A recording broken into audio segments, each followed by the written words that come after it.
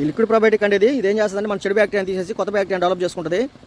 Pond అంతటిని pond ఎన్విరాన్మెంట్కి తగ్గట్టుగా probiotic అనేది ఖచ్చితంగా వాడుకోవాలండి. ఇదిగోండి ఇది ఇసుక అంటే ఇసుక అంటాం కదా, ఇసుక అది ఈ విధంగా ఇసుక తీసుకోండి. ఇది మా ఏరియాలో దొరికే ఇసుక, ఇది తడితడిగా ఉండండి.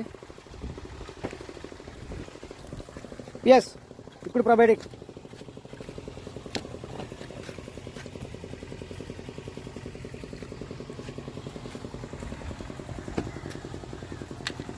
ఇంకోండి ఈ విధంగా ఉంటుంది మన పిఎస్. పోసుకో, సగం పోసుకో.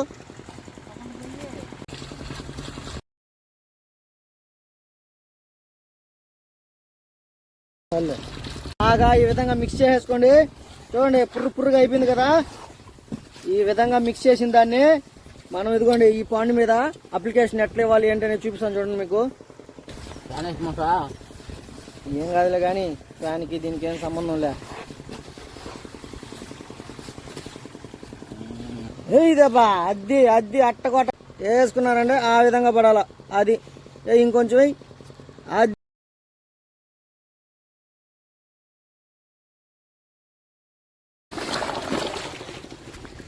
అది ఈ విధంగా పాండు చుట్టూ అప్లికేషన్ ఇచ్చుకొని నీట్గా ప్రతి ఎట్లా కొడుతున్నాడు మావాడు.